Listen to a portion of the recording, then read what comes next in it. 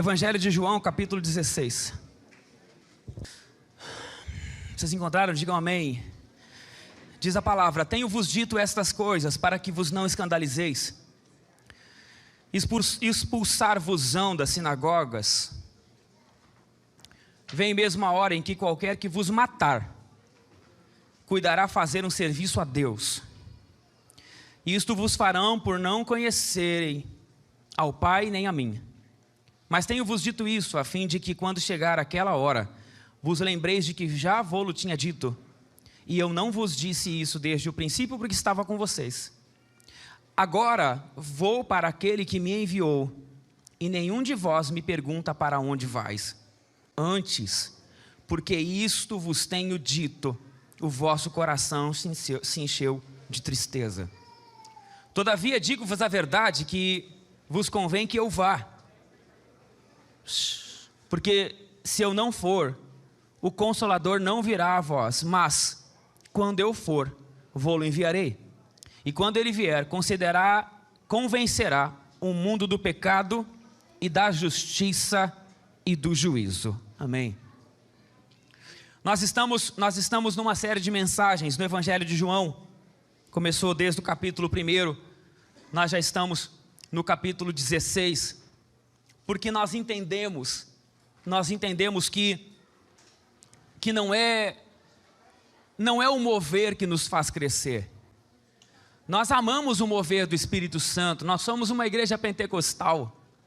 Nós amamos o mover de Deus, nós amamos o gritiril, o glória a Deus bem alto, as línguas estranhas, a sensação de incendiar. Nós amamos isso, e isso é bom demais. Deus usa isso até mesmo para mostrar para as pessoas que Deus está aqui. Né? Falei com o Igor ontem, né, Igor? O Igor está chegando agora aqui no caminho, glória a Deus. Gente? E eu falando com ele ontem, e ele dizendo que falou para um amigo teu, né? Sobre a igreja, convidando ele. Isso que eu acho legal no caminho, gente. A pessoa já chega evangelizando já. Entendeu não? Já chega já falando de Jesus. E aí ele disse que falou para um amigo dele. E aí o amigo diz, mas como é que é lá? Ele diz assim, eu vou falar. Ele diz assim, olha, então, as músicas eu não conheço nenhuma. A palavra eu mais ou menos que entendo, mas mais ou menos. Mas uma coisa tem uma coisa diferente lá. Entendeu não? Uma coisa diferente. Essa sensação é boa. Ela mostra pra gente que realmente tem algo diferente aqui. Mas o que nos faz crescer é o entendimento da palavra. Entender ela. Saber o que ela diz. Isso faz crescer. A gente pode ser bom religioso. Se a gente não entende a palavra, a gente fica sem estrutura nenhuma. Por isso que eu estou pregando o Evangelho de João, capítulo por capítulo, palavra por palavra, sem escolher a palavra. Às vezes é uma palavra dura. Hoje é um dia, é meio duro falar umas coisas que eu vou ter que falar aqui, mas eu vou fazer o quê? A palavra. Entende? Tem dia que é só alegria, mas tem dia que não é. Porque essa é a palavra de Deus. Então hoje nós estamos no capítulo 16 e é a sequência do que Jesus está fazendo. Jesus está conversando com os discípulos, preparando eles para a partida dele. Ele vai embora. Ele vai morrer, ele vai embora e ele começa a preparar os discípulos, dizendo as coisas que vão acontecer. E aqui no 16 ele fala de uma coisa drástica que vai acontecer. Ele diz, olha, eu estou dizendo essas coisas todas para vocês, para que vocês não se escandalizem. Se escandalizar aqui, o termo escandalizar, escândalo, significa não venha cair. Então ele está dizendo, gente, eu tenho que falar essas coisas com vocês. É até repetitivo talvez o que eu estou falando. Mas eu preciso falar para vocês para que vocês não caiam. Porque vai vir uma coisa complicada e vocês vão cair se eu não explicar direitinho o que vai acontecer. Vocês vão se escandalizar, vocês vão cair. Então para que vocês não caiam, eu estou dizendo essas coisas. E ele diz no 2, eles vão expulsar vocês das sinagogas. Vem a hora, olha que forte isso, vem a hora em qualquer que matar vocês, se alguém matar vocês, ele vai achar que está fazendo um culto a Deus. É por isso que vocês vão passar, olha isso que Jesus está dizendo para eles. Eu estou avisando vocês, Eles vão perseguir vocês, eles vão achar que quando matar vocês, eles vão estar fazendo um serviço a Deus, eles vão odiar vocês. Eu acho interessante isso que Jesus fala, no domingo passado a gente falou no 15:18, que Jesus disse que o mundo nos odeia. O mundo odeia vocês, é o que diz no 15:18. Se o mundo vos odeia, a palavra mundo aqui significa organização, domínio de gente, governo. A gente ficou sempre preso na ideia, pelo menos eu tive essa ideia desde sempre, que o mundo nos odiaria por ser crente. Que mundo? As pessoas do mundo. O que é mundo? O mundo é as pessoas do mundo. O que é mundo? O mundo é meu colega que bebe, meu colega que se droga. Esse é o mundo. O mundo é as pessoas que me levam para a festa. Isso que a gente aprendeu a vida inteira. Tanto que quando a gente tem uma igreja preta, com luzes, a pessoa diz que lá é um mundão, lá na igreja, lá é um mundão. Porque a gente criou essa ideia de que isso é mundo. O que é mundo? O mundo é o pagode. O mundo é a festa. Não é. Não é. O mundo que ele diz que vos odeia é um governo. O que a gente saiu? A gente sai daí, o que acontece com a gente? Que síndrome causa isso? Quando a gente se converte, a gente já sai armado para a rua. A gente vai num culto e aí a gente mal sabia que naquele culto que convidaram a gente para conhecer uma igreja, que a igreja é preta, né? Aquela ladaia que a gente usa, né? A igreja é legal, uma igreja é tri, vamos lá, que não sei o que. A pessoa chega aqui, Deus pega ela. E ela, opa, aconteceu uma coisa aqui comigo, aqui dentro. Aqui. Eu vou ter que ir lá domingo que vem de novo. É assim, aqui no caminho é assim, né, pessoal? Eu vou ter que ir lá domingo de novo, né? Uma coisa viciante. E aí eu vou lá de novo e daqui a um pouco quando eu vejo, eu digo, sou crente, cara. Sou crente. Virei crente, então agora o mundo vai me odiar. Então eu já chego no trabalho com a Bíblia embaixo do braço, e aí, né, eu boto só louvor, aquela musiquinha no radinho, agora é só louvor, só Cassiane, e aí a gente chega lá e alguém pergunta, virou crente? Virei crente, sou crente agora, por quê? Armado. Por quê? Porque vão me odiar. Não é verdade. A palavra fala que o mundo amava a igreja. As pessoas amavam a igreja, não odiavam a igreja. Quem odeia a igreja? O que é o mundo que está escrito na palavra? O mundo é um sistema de governo. Tudo não é o governo político, governo de pessoas. Ideologias governam pessoas, por exemplo. Então, esse mundo, eu expliquei domingo passado, vou explicar de novo. Por exemplo, o feminismo, o machismo, mas hoje está mais em voga o feminismo. O feminismo é um sistema de governo do mundo. Então, quando uma mulher se converte ao Senhor, e ela diz assim, e aí eu venho num culto de casais aqui, que tem toda segunda, terça-feira do mês, é isso? Toda segunda, terça-feira, terceira terça-feira do mês, e a segunda, sexta-feira, que é os encontros de casal. Aí vem para o encontro de casal, a palavra pá, na canela dela, diz assim, o marido, amai as vossas esposas, ao ponto de dar a vida por ela, esposas, se submetam a seus maridos, como Cristo à igreja. Aí a palavra vem dali na canela dela, e ela entende essa palavra, entende que submissão não é ser escrava. Entende o que é pela palavra submissão. E ela chega e diz lá no trabalho dela a bendita palavra. Fui na igreja e eu aprendi que a mulher, a esposa, ela tem que estar submissa a seu marido. O que o mundo vai fazer com você? Odiar você, isso é ridícula. É isso que vão falar? É isso, duvido. Eu falei domingo passado, duvido. Vocês não são mulher para isso. Escrever no Facebook, eu sou submissa a meu marido. Duvido. Chove de crítica. Porque é um sistema de governo. Que governa as pessoas, o sistema de governo dos próprios homens. Chega lá no teu trabalho e diz aquilo que eu falei esses dias, olha, não vou fazer mais isso, eu vou fazer aquilo. Fala isso para ver que você vai viver uma vida correta, fala no teu trabalho. Alguns até nem vão mais andar com você, porque o mundo, esse governo odeia a gente. O que João 16 revela é que tem uma coisa muito pior, que existe um sistema de governo religioso das pessoas. Que também é mundo. Também é mundo e também odeia a igreja. É um sistema de comando, de governo das pessoas, onde manda nas pessoas. Porque qual a motivação que esse sistema religioso, esses que dizem que Jesus está dizendo, eles vão matar você, e quando matar você, eles vão achar que estão fazendo um serviço a Deus. Eles são religiosos, e eles vão procurar matar vocês. O que Jesus está explicando nisso, desse sistema, é o que Paulo vivia. Por exemplo, Saulo de Tarso. Você sabe quando Saulo caiu, né? Do cavalo, todo mundo diz, mas a palavra não diz que é do cavalo. Enfim, ele caiu na estrada a caminho de Damasco. Saulo ainda não transformado para Paulo, Saulo cai na estrada a caminho de Damasco, indo fazer o quê? Matar crente. E quem era Saulo? Saulo era um doutor da lei.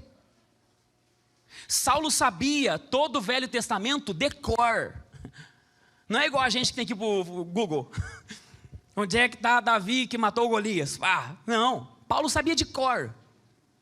Esse Saulo que sabia de cor, ele está com uma trupe indo matar os crentes, achando que isso é fazer um serviço a Deus. Porque Jesus vai dizer logo que eles conheciam muito bem as culturas religiosas, mas não conheciam o Senhor. E infelizmente isso ainda hoje é real. A gente acha que isso é besteira, mas não é. Eu falei no culto das 6 que não tinha live, mas eu vou falar no culto das 8 que tem live também. Entendeu? Me processem se não gostar. A verdade é que para alguns, se eu morrer era lucro. Porque para alguns o evangelho que eu prego é mentira. Para alguns, eu batizar qualquer um que creia no Senhor, está errado. Para alguns, eu dar a santa ceia para todo aquele que deseja, está errado. Entende por quê? Por que eu não posso batizar aqueles que chegam e creem? Por exemplo, alguém que fuma. Eu não posso batizar alguém que fuma. Porque está em pecado. Não é? Não é isso? Não posso. Se alguém souber que eu batizei alguém que creu no Senhor, que amou o Senhor, que disse que ama o Senhor, mas tem um vício de 20 anos que ainda não conseguiu se libertar, mas ela está lutando por aquilo, fazer isso é errado. Até você que é religioso, que é de igreja, sabe e sente isso meio esquisito eu falando esse tipo de coisa. Agora, se alguém chega e falar para mim assim, pastor, eu quero me batizar, eu amei o Senhor, só que é o seguinte, eu falo às vezes dos outros. É uma luta. Quando eu vejo, eu estou falando da vida dos outros. Estou numa roda de conversa, eu fico com uma vontade... É uma vontade que me dá de falar do que o fulano fez, de que a Beltrana fez, é uma coisa, e quando eu vejo, eu estou falando, você não sabe o que a fulana fez. Eu luto contra isso, mas quando eu vejo, eu estou falando. Aí a gente batiza sem problema nenhum. Não, só cuida, só não fala mais. Não, só não fala mais, cuidado, vamos batizar. Como se fosse um pecado diferente do outro. Eu arrisco dizer para você que o cigarro é menos pecado do que falar da vida do outro, porque o cigarro faz mal para mim. Falar mal da vida do outro destrói a vida do outro. Mas tudo bem. Se eu faço isso, como ia fazer com a Kelly, que está aqui na minha frente, e Deus que libertou ela um mês antes, uma semana antes de se batizar. Eu ia te batizar fumando, se estivesse fumando, azar. Ela creu no Senhor. Ia, mas Deus libertou ela. Se eu falo isso fora, a religião diz assim, para esse cara... Esse cara está errado, para ele, esse cara está equivocado, ele tem que morrer, está pregando o evangelho. Entendeu ou não? Acontece, até hoje acontece. Entende? Até hoje acontece. A palavra está dizendo aqui, eles vão tentar matar você que está pregando o evangelho, você que busca as coisas, o religioso, existe um domínio religioso que vai tentar matar você. Ainda existe hoje. É o mundo. Mas a gente não acha que isso é mundo. Mundo é aqui. Entende, não? Então a gente entendeu as coisas equivocadas. Mas Jesus está dizendo que eles iam matar e tentar matar a gente, aqueles que são de Deus, aqueles que são do Evangelho. Ele diz, olha, vão tentar matar vocês, e quando matarem vocês, vão dizer, ufa, conseguimos, glória a Deus, acabamos com um falso profeta. É isso que ele estava fazendo. Quando eles matavam um crente, eles saíam, matamos um falso profeta. Matamos um falso profeta que estava ensinando uma mentira. Matamos esse falso profeta. O que Jesus vai dizer logo aqui na frente é que essas pessoas não conheciam o Senhor. falavam de Deus, mas não conheciam do Deus que falavam. Eu vou seguir aqui no texto. Eu falei que a palavra era pesada. 4, mas tenho-vos dito isso a fim de que quando chegar essa hora, vos lembreis que eu já tinha dito para vocês. E eu não vos disse isso desde o princípio que estava com vocês. 5, e agora vou para aquele que me enviou, e nenhum de vós me pergunta, para onde vais? Mas Pedro perguntou, a gente pregou esses dias, eu preguei esses dias, Pedro perguntou para Jesus, para onde tu vai? Por que Jesus está dizendo agora que ninguém perguntou para ele para onde vais? Ele vai responder no versículo 6, antes, porque isso vos tenho dito, porque eu disse isso para vocês, o vosso coração se encheu de tristeza. Todavia digo a verdade, que vos convém que eu vá, porque se eu não for, o Consolador não virá a vós, mas quando eu for, vou-lo enviarei. A verdade é que a palavra não estava sendo esse saber, esse perguntar, não era um perguntar com confiança, com certeza, dentro do contexto do que Jesus estava fazendo. Era um perguntar de medo. Não era um perguntar assim, tá bom Jesus, tu vai embora e a gente vai ficar, tá bom. E para onde o senhor vai? Com uma convicção, certeza de que vamos ficar bem. Não era um medo. Mas como assim tu vai embora? E a gente vai fazer o que se tu vai embora? Era com medo, não era com certeza do que Jesus estava fazendo. Então Jesus diz assim, até agora eu disse que vou embora, nenhum de vocês perguntou para mim com fé. Tá bom Jesus, tu vai embora e a gente vai ficar, mas para onde tu vai? Com certeza, não, era com medo. Era com medo que eles perguntavam. E quando vier, Jesus disse que vai enviar o Consolador. No 8, e quando ele vier, convencerá o mundo do pecado, da justiça e do juízo. Convencerá. Eu acho interessante e importante a gente saber quem é o nosso Deus, quem é o nosso Senhor.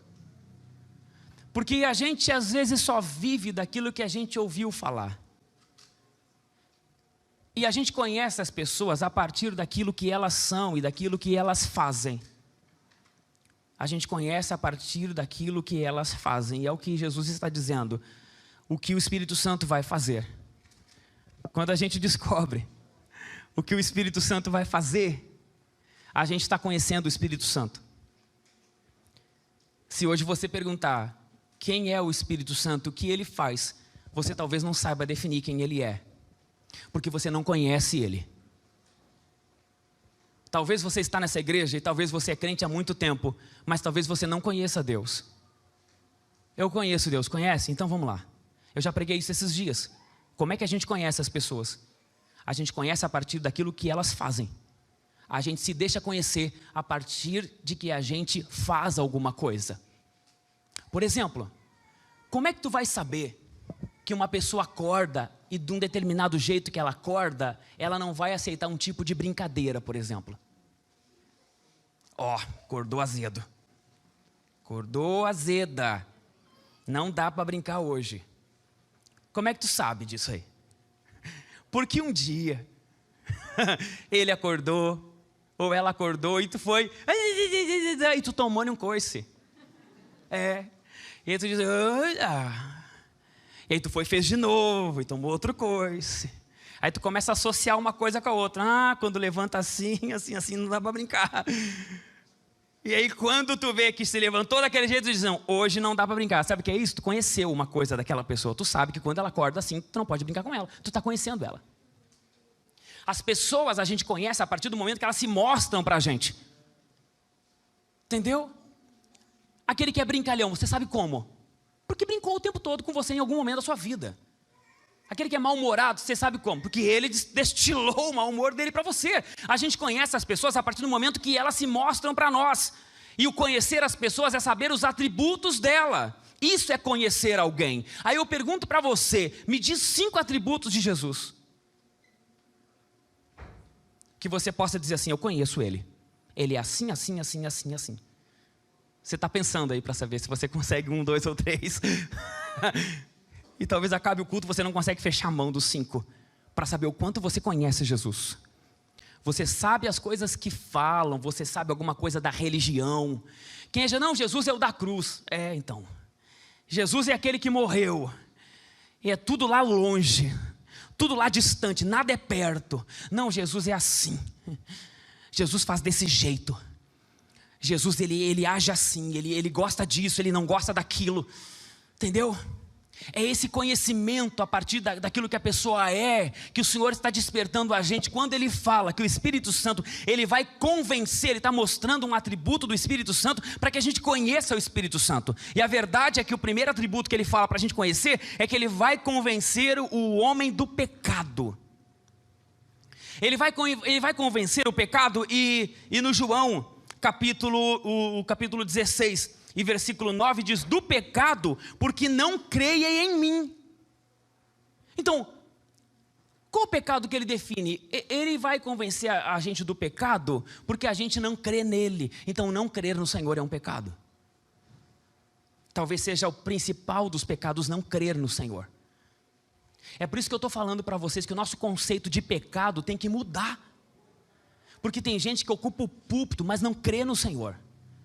E crer no Senhor é crer de fato, é um crer além da nossa consciência que a gente tem de crer no Senhor. Você crê no Senhor? Eu vou perguntar, não precisa responder. Mas se eu perguntar, você vai dizer, eu creio. Eu creio.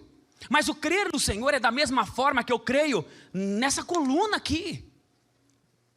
Eu creio que ela existe, eu creio que ela é real. E por eu crer que ela é real, Guilherme, eu não me jogo contra ela. Porque se eu me jogar contra ela, ela vai me machucar. Porque ela é real, eu sei que ela é real.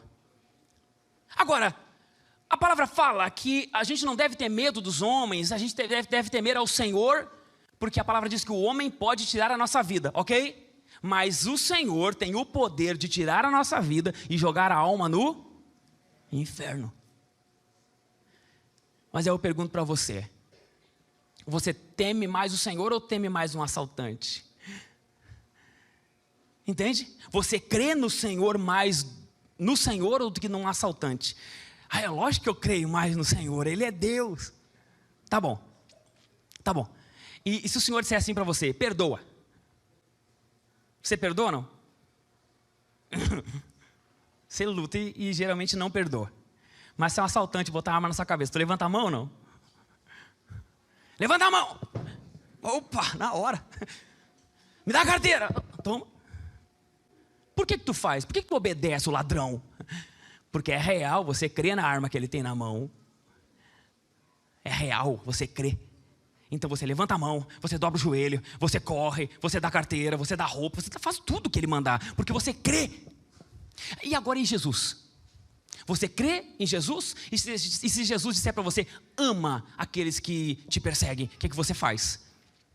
Você faz? Não. Então a gente precisa entender que é possível que a gente não creia de verdade no Senhor. Não creia na proporção que deve crer. Crer como aquele exemplo que eu dei esses dias aqui, do cara que atravessava a casa, de um lado para o outro de um prédio numa corda bamba. E ele perguntava para uma senhorinha que estava perto, dizia assim, ô senhora, a senhora crê que eu posso atravessar esses prédios aqui na corda bamba? E ela disse, claro que eu creio. E lá vai ele, atravessa a corda bamba do outro lado, ele grita para a senhora do outro lado, a senhora acha que eu volto? Não, acredita? Creio que tu volta. Ele volta. Aí ele pega uns tijolos na mão e diz assim, a senhora acredita que eu passo com esse tijolo? E ela diz, acredito, eu creio. Então lá vai ele, atravessa para o outro lado com os tijolos, pergunta do outro lado, ô senhora, a senhora acredita que eu volto? Claro que eu acredito que tu volta. Aí ele volta. Aí ele pergunta para a senhora, ô senhora, a senhora acredita que eu consigo carregar alguém até lá? Acredito, então vamos.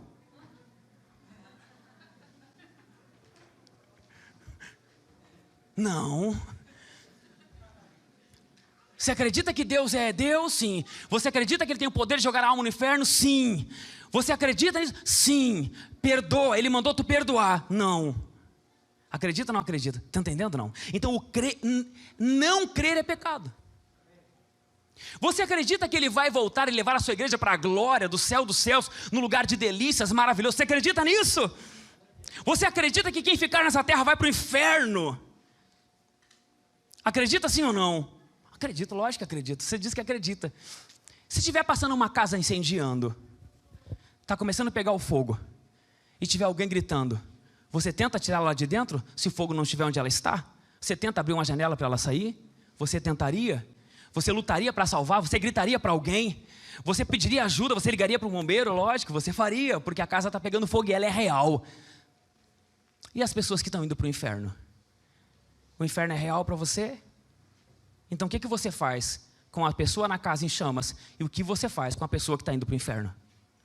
Isso vai definir se você acredita mais na casa ou mais no Senhor. O que a palavra está dizendo é que a gente tem que crer nessa proporção. A gente tem que crer que as pessoas estão indo para o inferno na mesma proporção que a gente crê se uma casa estiver em chamas. Aí você vai dizer, mas isso é difícil. Sim, é por isso que eu estou dizendo para você que todos nós aqui somos pecadores. E quando a gente fala, olha, que a palavra destaca esse pecado, que o Espírito Santo vai convencer a gente que a gente é pecador, você vai começar a parar de julgar os outros. E vai começar a deixar a porta da igreja aberta para as pessoas. E parar de fechar a porta para os outros. Porque o pecado dele para você te alopra. Te enche, perdão da expressão, o pecado dele te enche o saco. Então você não quer ele perto de você. Porque você acha que você não é pecador. Não, você é tão pecador quanto ele ou pior do que ele. Abra a porta para as pessoas chegarem na igreja com os pecados que ela tem. E deixa elas passarem o tempo que elas precisarem passar aqui. Até que elas se convertam de verdade. Não tenta botar uma roupa de alguém de Deus em quem não foi ainda transformado. Tu vai tapar uma coisa e vai impedir a cura. Porque uma ferida, ela tem que estar exposta para ser curada. Quanto mais acoberta uma ferida, quanto mais tapa, porque é lógico, a gente é igual, meu Deus, eu nem ia pregar isso aqui hoje, né? Mudou tudo aqui, mas é Deus que está no controle da coisa. A gente é dono de pegar leproso e tapar o leproso para não escandalizar a nossa igreja, porque a nossa igreja, que mostre o que tiver que mostrar nessa igreja, que já é preto por causa disso aí mesmo, entendeu? Mostra, deixa aparecer as tuas feridas para que elas sejam curadas e não tampa elas. Porque você vai tapar tuas feridas, vai passar 1, 2, 3, 10 anos e um dia alguém vai sentir o mau cheiro.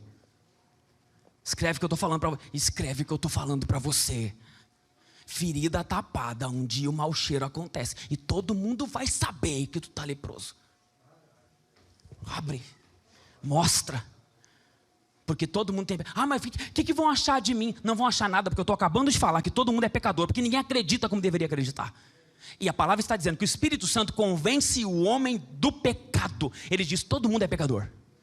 Então vamos parar com a palhaçada, com perdão da expressão, né? Desculpa a expressão, mas vamos parar com ela. Todo mundo é pecador, porque nem todo mundo acredita como é para acreditar. Segunda coisa que ele vai convencer da justiça. Ele vai convencer do pecado porque não creram em mim. Ele vai convencer da justiça porque vou para o meu Pai e não me vereis mais. Jesus está falando isso aqui porque ele sabia que os discípulos iam ver ele sendo rasgado, destruído, machucado, ferido, mão pregada. E eles vão olhar, mas meu, que é isso?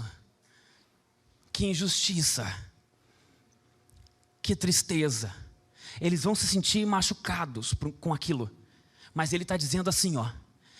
O Espírito Santo vai convencer a gente da justiça, de que Deus é justo.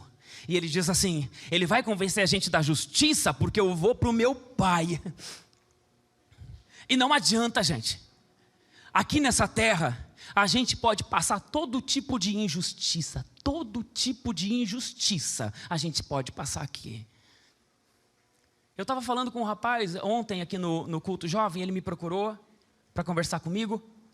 E ele disse para mim assim, pastor, eu não sei se ele está aqui no culto hoje, se ele tiver, pastor, eu preciso falar com o senhor. Meu pai foi embora. Meu pai me abandonou. Abandonou eu e meus irmãos. E eu falei com a minha mãe, e ela não soube me responder. E ela mandou falar com o senhor. Meu pai não paga pensão, mas não é isso não, meu pai abandonou a gente de presença, não posso mais falar com ele. Ele não me atende mais. E pastor, o que eu faço, pastor? É difícil, gente, vida de pastor não é fácil não, gente. Eu disse para ele, meu filho, porque se o pai dele não quer o amor dele, eu quero. Se o pai dele ficou ridículo, abandonou ele, e não vai receber esse amor que um filho tem para dar à vontade, eu quero, não tem problema nenhum. E eu disse, meu filho, infelizmente, a vida não foi legal contigo. Infelizmente, tu encontrou um pai que abandona filho. eles estão por aí, espalhados por aí. Uns conseguem ter o pai a vida inteira. Uns conseguem, na hora do aperto, ter um pai para ligar. Uns, infelizmente, o pai abandona. E tu foi um sorteado, um premiado. A vida foi injusta contigo, infelizmente. E assim a vida é injusta com alguns. Eu conheci um homem que trabalhou a vida inteira, mas trabalhou que nem um cavalo. Deu faculdade para os filhos. E quando todo mundo estava formadinho, ele foi se aposentar. Ele pegou o recursinho, juntou um recursinho, pegou mais um préstimozinho e realizou um sonho que ele tinha. Já tinha a casa dele, realizou o sonho de comprar um carro bonito. Ele queria ter uma Mercedes. Trabalhou a vida inteira, falou, comprou uma Mercedinha média, mais antiguinha, mas era uma Mercedes que ele sonhava. Ele sai da concessionária, quando estaciona o carro para entrar em casa, para acionar o seguro, roubam o carro dele. A economia de uma vida que ele perdeu, é justo? Não é justo, é injusto. E por aí vai. Quantas coisas você foi injustiçado, quantas coisas fizeram mal para você, quantas vezes te roubaram, te passaram a perna, quantas vezes te sacanearam de alguma forma, entende? E a gente nessa vida é assim. E alguns perguntam para mim, Felipe, mas eu era fiel a Deus, por que aconteceu comigo na minha casa? Por que comigo aconteceu essa injustiça? Mas é assim. Enquanto a gente está nessa vida aqui, as injustiças podem acontecer, como aconteceu com Jesus. Jesus só fez o bem para as pessoas. Jesus só curou os enfermos e foi colocado na cruz. Foi arrancado as costas dele com um zorrague. Se você não sabe o que é uma zorrague, é um chicote com ponta de osso ou ponta de ferro. E ele tomava aqueles laçados arrancavam os pedaços da carne das costas. Diz os historiadores que no final das chicotadas, dava para ver as costelas, a mostra. E você vai perceber que colocaram um cobertor sobre ele, você vai ver isso, colocaram um cobertor sobre ele, depois arrancaram o cobertor. Você sabe muito bem o que um cobertor faz, uma coberta faz num machucado aberto, você sabe muito bem como é que faz. Puxaram, arrancaram tudo de novo. Ele passou por tudo isso, e ele sabia que ia passar, e ele está dizendo para eles, você pode passar todo tipo de tribulação aqui, mas você tem que entender que eu vou voltar para o meu pai, porque meu pai é justo. Podem fazer todo tipo de injustiça com a gente aqui. No final, ele vai estar lá nos esperando, dizendo, vem meu filho, fizeram todo tipo de injustiça contigo, mas eu sou justo, agora tu está comigo. Agora ninguém mais te toca, agora ninguém mais te rouba, agora ninguém faz mais mal para você, porque agora você é meu.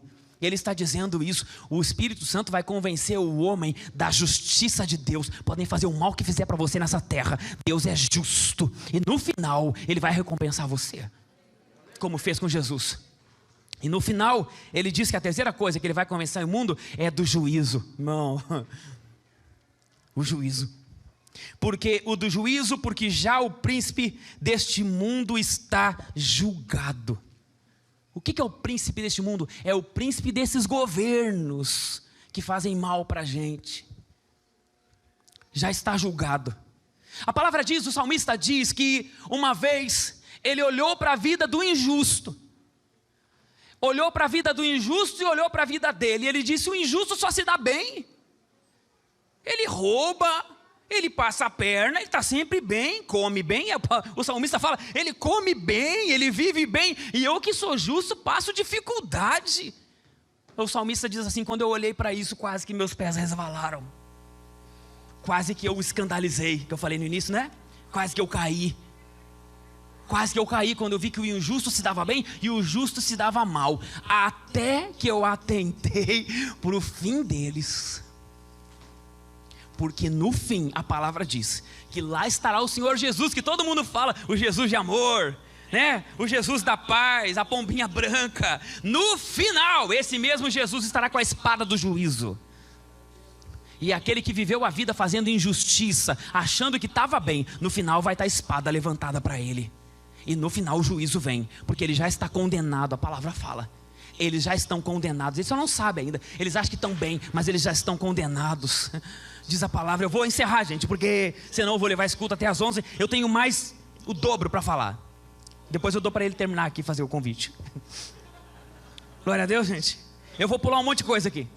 Eu achei que eu ia pregar tudo no segundo culto, não vai dar também. Lá no 30, agora conhecemos que sabes tudo, que não precisas de que alguém te interrogue.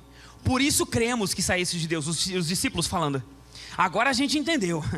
Jesus respondeu para eles. Eu acho engraçado, falei domingo passado, irmão, Jesus tinha bom humor.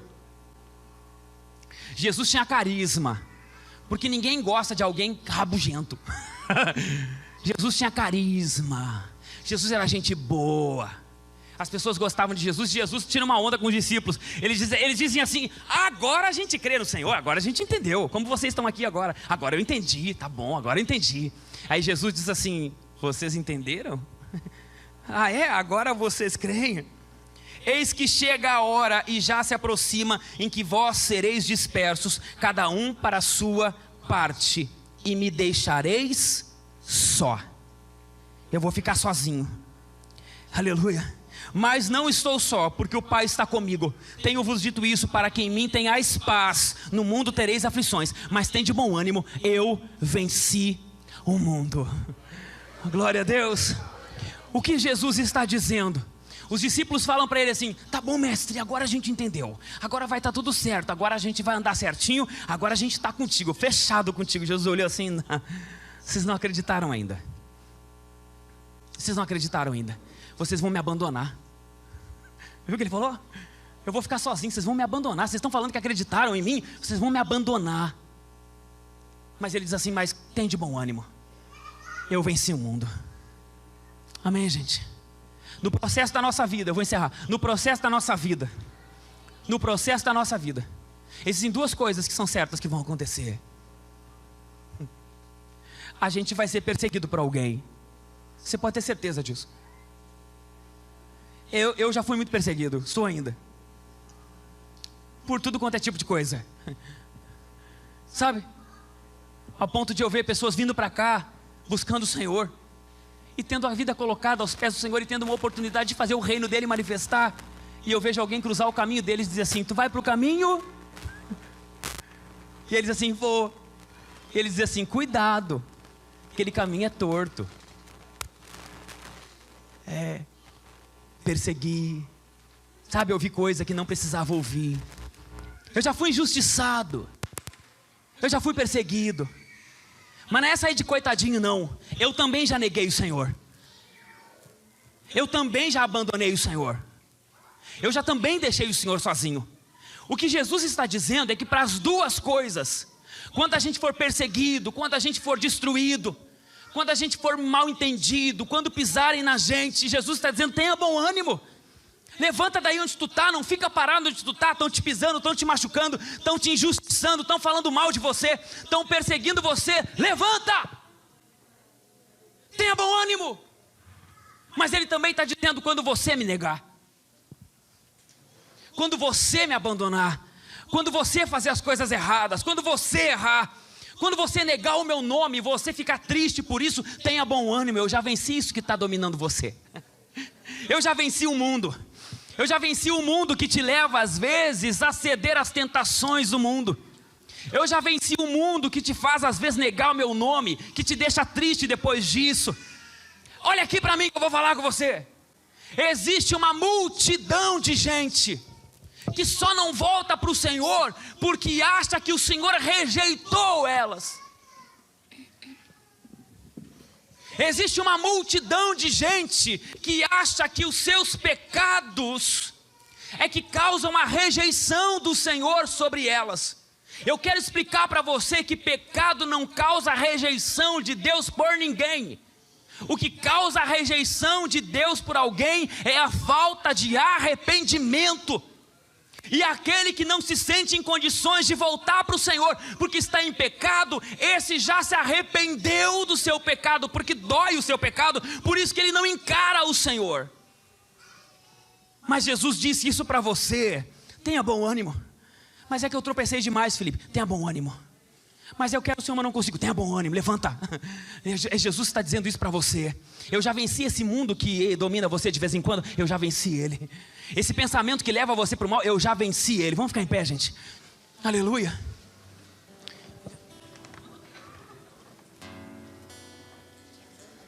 Glória a Deus.